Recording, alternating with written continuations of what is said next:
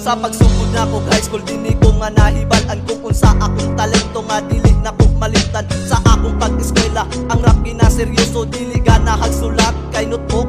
Puno na sa mga kanta ug pagsakat kog stage. Ang tanan yun nga tingala silang tanan nakanganga. Kay ang tao nga inyuhang gilibak, inyuhang gisaway. Nagpakita og talento nga mao akong kalipay. Taas nga panahon ang akong mga pagkantos nga akong naagian. Bisan usa lang kakabos, nagpugi kong maayo sa akong nga talento nga wala kong ikaulaw. Talento nga sa akong pagkatao nagpaibabaw. Bisan sa una makipraktis lamang sa among silingan. Giantos ang tanan bisan akong nagakasab-an. Apat ako wala di unda nga mubuhat yun og kanta. Kini akong talento nga gipadung ko kaninyo. Talento nga dili ko ikaulaw sa dagang mga tao. Bisan inani ko kausalan ko kapobre.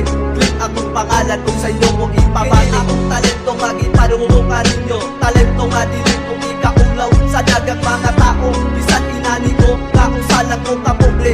Click akong pangalan kung sa inyo ko ipabati. Nag-ingon nga ako kuno labad. Labad lang ko sa purba pero tsada mo tagad. Ug kusog makikihigala ug ingon pag yun nila nga ako kuno kapayason. Kusog daw manigarilyo ug kusog pa mo inom.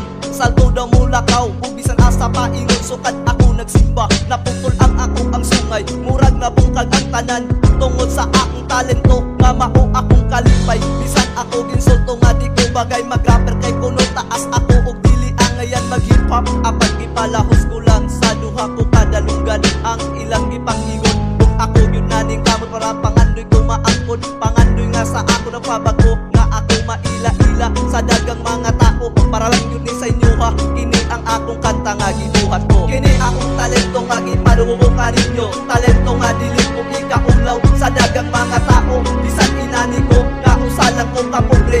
Click akong pangalan kung sa inyo ko ipabati. Kini akong talento nga gipadung ko kaninyo. Talento nga dili ko ikaulaw sa dagang mga tao. Bisan inani ko kausalan ko kapobre. Click akong pangalan kung sa inyo ko ipabati. 2012 nagsugod ang tanan nga dili na ko malimtan. Ang tao nga sa ako aman mitabang kasan iyang pangalan ug siya man ang hinungdan nga madungog ninyo ang akong mga kanta. Bisan ako aklap ko sa ako ang pag-eskwela. Ako man malipayong kung unsay naasa ako kung unsa akong naabot. Ako naging kontento ug ako nagpasalamat sa ato ang Ginoo nga gitagang higayon. Ang akong mga pag-ampo nga kanta ko madunggan sa tanan mga binuhat ko nga gikan sa akong huna-huna ug sa dughan. Kamong tanan man ang inong nagkugi kong sulat. Ug ako nagpasalamat sa mga taong nga paminaw